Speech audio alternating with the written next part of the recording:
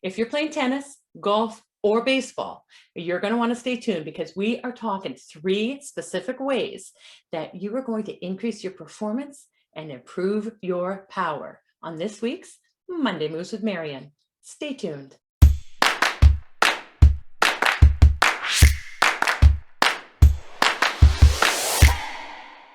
Well, hello, I am Marian Barnick, registered kinesiologist and movement coach.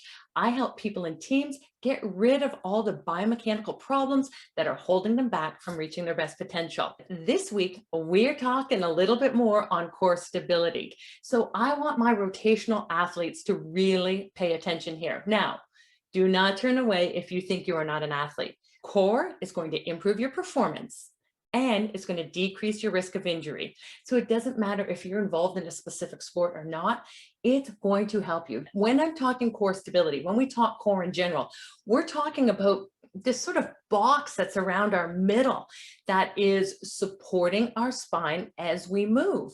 So we're looking at core more so to hold us in place as something to give us security, as opposed to the moving muscles that are helping to generate our power. Because as I said, your core is primarily a stabilizer. There's mobilizers in there too, but those muscles are really working to hold you and to pass that power along to the parts in your body that need it. When we talk tennis and golf and baseball, we're looking at generating power that comes through the core to that club, the ball, the racket. And that's how I'm going to help you today, is looking at using that core stability, using those muscles in the best way possible to your best capacity.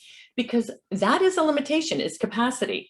You have a capacity within your body that you can work up to until you either have pain or your body doesn't work any longer. And those are the limiting factors that you have. Those are limiting how you move as well as whether you can move. That is what we want to change. That's at the heart of working with Better Body Biomechanics, because we want to prime the body for your best performance. So we need to really take your capacity and up level that. If we look at, let's say you're going out to train for a marathon, you want to run a marathon. Well, you're not going to go out tomorrow and run 26 miles, 385 yards. That's not going to happen. You need to train for that. And that training is going to make the changes in your body that allows you to run that marathon. It's not just the muscles and it's not just the blood flow, but if we look at something easy like the heart, we need to change the capacity. That heart has to pump better. It has to make sure that it gets oxygenated blood from the lungs. So the lung capacity has to change. The body works in a sequence, in a system to get you to your goals. We actually want to change your capacity. And that's the same thing that's happening with your sport. We want to change your capacity because it's going to up level your game. So that's what we're talking about with our core stability. We want to up level your capacity with the core stability using these 3 techniques. So number 1, we're going to talk about improving your core ability by increasing your range of motion. I know that sounds simple, but it's true. Now hear me out, because range of motion is vitally important when it comes to power.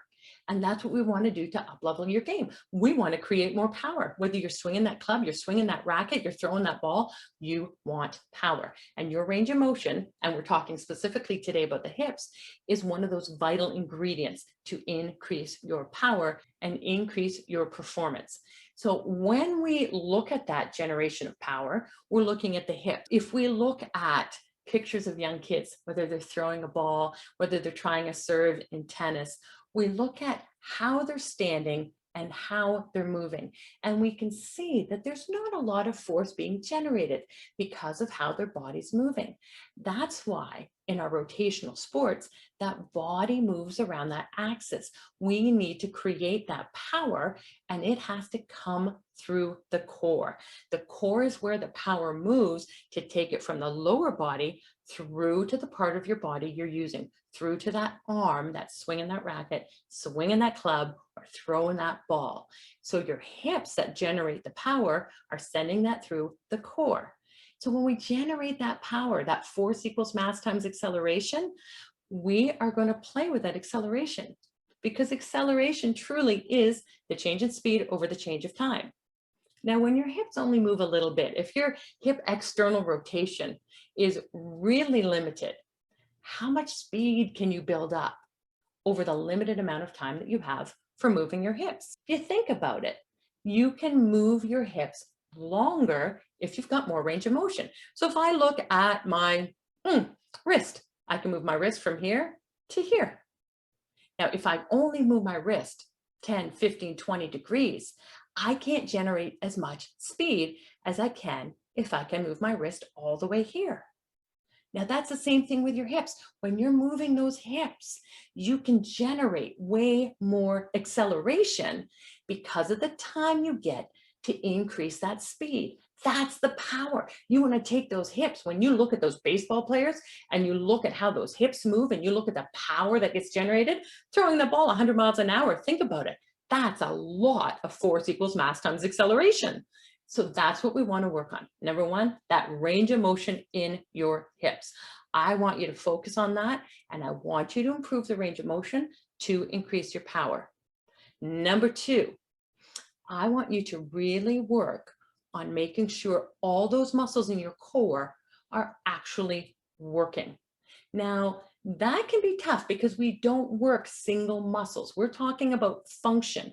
We're talking about how they integrate and work together, how they sequence. So you can't take one muscle and say, I'm going to work on my lats, and then I'm going to work on my obliques, and then I'm going to work on my transverse abdominis. No, it doesn't work that way. We need to do it functionally. And the best way to do that is making sure that we do activities that require the stability of the core.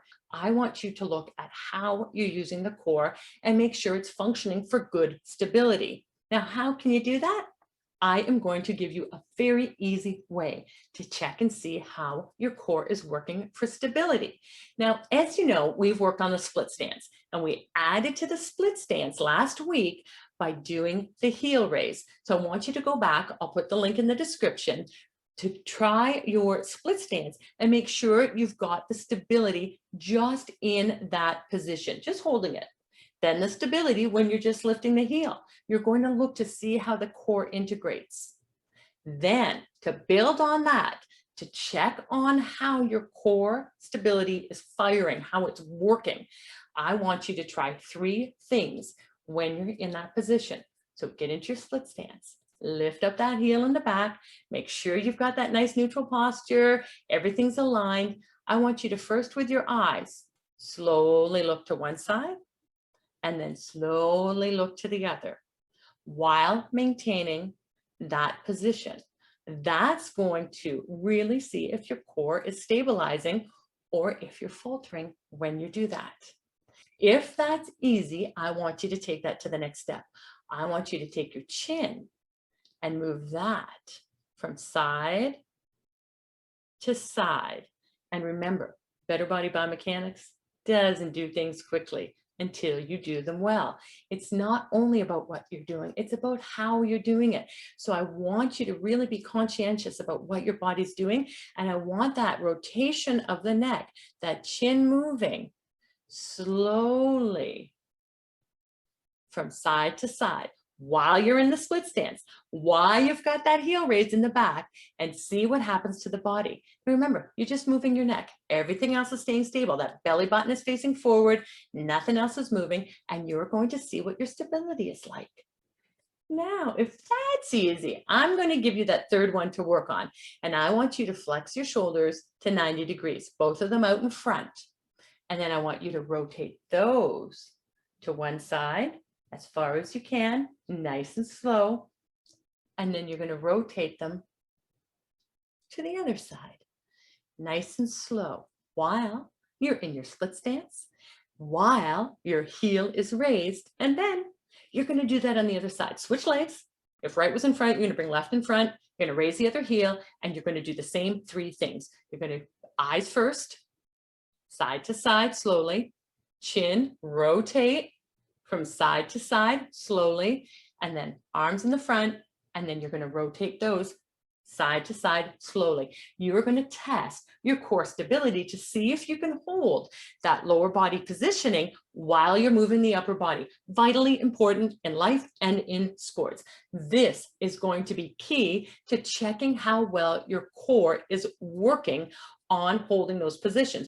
Number 3, we are going to look for energy leaks. Now, energy leaks are places that your body is going to lose that power that you've created. Remember, number 1, we talked about increasing your range of motion about the hips. That's where we're generating that force. Then we're passing it along into the core. That core, we need all those muscles working. That's what we're looking at in number 2, to make sure those muscles are all firing so we can pass along all that power to that end place that we want for generating and improving our performance. Now in number 3, we're going to look at the chain where that power is moving through and see if there's any energy leaks. Energy leaks happen when our body alignment, when our biomechanics are not to the best position that they should be in to allow all of the power to move through the core. And the number 1 thing that's going to happen is flexion of the back. When we talk about rotation, when we talk about generating that power, we're moving around an axis. We are spinning and using that power. When we look at Roger Federer's serve, when we look at an amazing forehand, when we look at swinging that club, when we are teeing off, we want to look at where we're facing and where that power is going. So if you look at a forehand and you look at the position you're in, if you close that stance just a little bit, it'll make it easier to look at, and that power is generated. If you flex in your back, all of a sudden you've lost the ability of that power you're generating in the hips to move right into the core. You've lost the ability for those muscles to just move that power through to the arm that really needs it to generate a better performance with your swing, with your hit, with your serve, with your throw. So that's what we want to do, is look at those energy leaks. So the easiest way you're going to see this is with your change in your biomechanics when you're doing the exercise I gave you for number 2. Now, number 2, we were looking to make sure that your core muscles were firing. What I want you to do for number 3, seeing if you have any energy leaks, is when you move your eyes, when you move that chin, when you move those arms, I want you to see if you maintain that neutral posture, ear, shoulder, shoulder, hips, or if you're leaning forward when you do that. If you're leaning forward, you're losing energy. Your kinetic chain is not passing along the maximal amount of energy that you generated in those hips. So you spent all that time working on that hip external rotation. You are working on your core to make sure it is firing and working well. And now you're going to flex forward in your back and lose your power. You do not want that. Absolutely not. You want to make sure that all that hard work is paying off to give you that better performance and to decrease that risk of injury. Why would you want to bend forward and put pressure on the vertebrae, pressure on your spine, when we've worked so hard to incorporate stability in those core muscles to help you keep the spine safe, longevity in your sport, and better performance? You know what? You wouldn't want to do that. So let's not do that. Let's make sure that you've got proper alignment, proper posture while you're moving through the positions for that peak generation of force. Those are your 3 points. Let's review them again. Number 1, hip range of motion. Number 2, great firing of all those core muscles for stability. And number 3, no energy leaks. That's what we want to look at. Remember, that core is there to help you perform and to keep you safe. Now, I did mention that I would have something really special for you at the end if you got to the end of this video with me. Well, you are here. Thank you so much for watching. I want to make sure you're implementing those 3 strategies. And I also want to invite you into a group that I will be looking at with the videos that you send me. So send me your video, let me see how you're doing, and we are going to be starting a beta group of implementing strategies for better body biomechanics. So if you want to be part of this group, I want you to send me a video, show me how you're doing with whether it's your sport, whether it's your walking. I want to see your movement. I want to see your biomechanics. There are a few spots. This is something where it's really hands-on. So if that's of interest to you, then I want you to send that to me so we can work together on that. Remember, it's not just what you're doing, it's how you're doing it. Have an awesome week.